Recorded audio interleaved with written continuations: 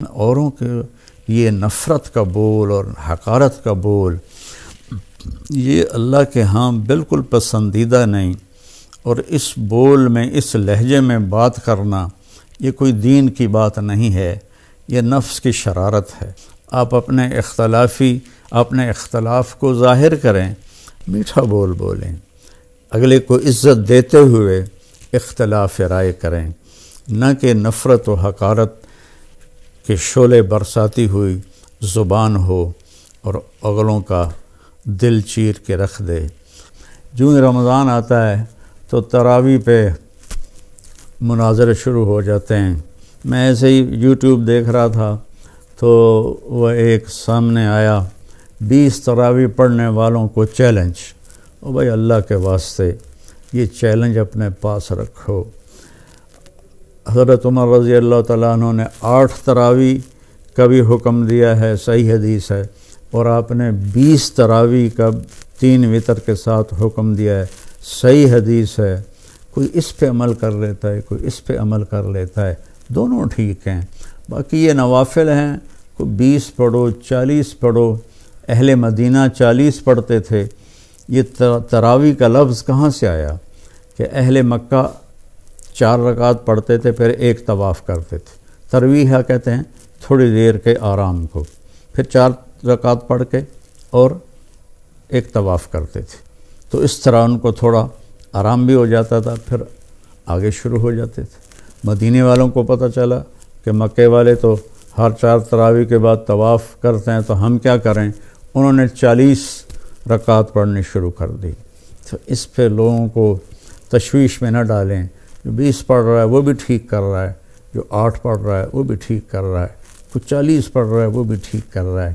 یہ قیام اللیل ہے، اللہ تعالیٰ کے نبی نے 3 دن صرف کیا، اس کے بعد نہیں کیا، اور ہم تو سب پورا مہینہ کرتے ہیں۔ اس کو حضرت عمر رضی اللہ تعالیٰ عنہ نے جاری فرمایا، اور دونوں صحیح روایات ہیں، 8 کی بھی 3 رکعت 11، اور 20 کی بھی اور 3 رکعت وتر۔ تو بھائیو، اکثر میں تو سنتا ہی نہیں ہوں، میرے سر میں درد رہتا ہے، لیکن کبھی کبھار کان میں پڑ جاتی ہے بات، تو اتنا شدید لہجہ ہوتا ہے اور اتنا حقارت آمیز لہجہ ہوتا ہے اور اتنا نفرت سے بھرا ہوا ہوتا ہے، خاص طور پر مذہبی معاملات میں اور اختلافی مسائل میں۔ اس قدر وہ آتش فشاں پہاڑ بن جاتے ہیں کہ ان کے منہ سے آگ نکلتی ہے۔ قرآن ماشاءاللہ پوری امت سنتی ہے، اور صدیوں سے امت جمع ہے 20 تراویح پر۔ حضرت عمر کے زمانے سے لے کر آج تک امت کا بہت بڑا طبقہ 20 تراویح پڑھ رہا ہے۔ جن دوستوں کو کوئی عذر نہ ہو اور کوئی تھکاوٹ بیماری نہ ہو تو وہ 20 پڑھیں۔ بہت سے لوگ 8 پڑھ کے باہر نکل جاتے ہیں تو وہ اپنا نقصان کرتے ہیں۔ میں یہ نہیں کہہ رہا کہ انہیں گناہ ہوگا، میں یہ کہہ رہا ہوں کہ انہیں نقصان بہت بڑا ہوگا کہ انہوں نے 24 سجدے انہوں نے ضائع کر دیے، جو بعد میں انہوں نے 12 رکعت میں پڑھنے تھے، اور وتر کے سجدے بھی باجماعت ضائع کر دیے۔ تو نوجوانوں سے، صحت مند لوگوں سے میری گزارش ہے کہ امت کا عمل 20 پہ رہا ہے، 20 پڑھنے کی ہمت فرمائیں۔ ہر سجدے پر ایک حدیث میں آتا ہے 1500 نیکی لکھی جاتی ہے۔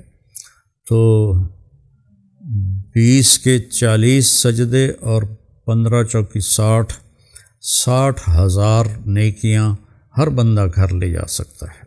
کسی کو عذر ہے، معذوری ہے، وہ 8 پڑھ لے، 10 پڑھ لے، تو وہ کوئی اس میں گناہ نہیں ہے اللہ تعالیٰ، لیکن جتنی مشقت اٹھائیں گے اتنا ہی اللہ ہم پہ راضی ہوگا۔ کثرت سے تلاوت کریں قرآن کی۔ بخاری شریف کی روایت ہے، کانا رسول اللہ صلی اللہ علیہ وسلم اجود الناس، اللہ کے نبی سب سے زیادہ سخی تھے۔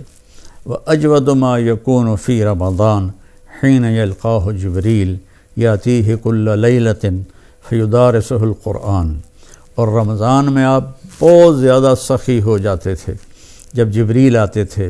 روزانہ رات کو آپ جبریل کے ساتھ قرآن کا دور فرماتے تھے۔ تو یہ واحد نبی ہیں جن کے پاس اتنی کثرت سے جبریل تشریف لائے، ہر رات تشریف لاتے تھے۔ میرے نبی کو 9 رمضان ملے تو ہر رات کو، اور آخری رمضان میں 2 دفعہ آتے تھے، 2 دفعہ قرآن کا دور ہوا آپ کا جبریل کے ساتھ۔ اور فرمایا ولا رسول اللہ صلی اللہ علیہ وسلم اجود بالخیر من رمضان من الریح المرسلہ، کہ اللہ کے نبی رمضان میں جبریل کے ملنے پر تیز ہوا سے بھی زیادہ آپ کی سخاوت ہوتی تھی۔ تو میں مالداروں سے کہتا ہوں سخی بنیں، صرف زکوٰۃ دے کے مطمئن نہ ہوں، زکوٰۃ سے اوپر بھی خرچ کریں، اللہ آپ کا رزق بڑھائے گا۔ اللہ مجھے آپ کو توفیق نصیب فرمائے۔ السلام علیکم ورحمۃ اللہ وبرکاتہ۔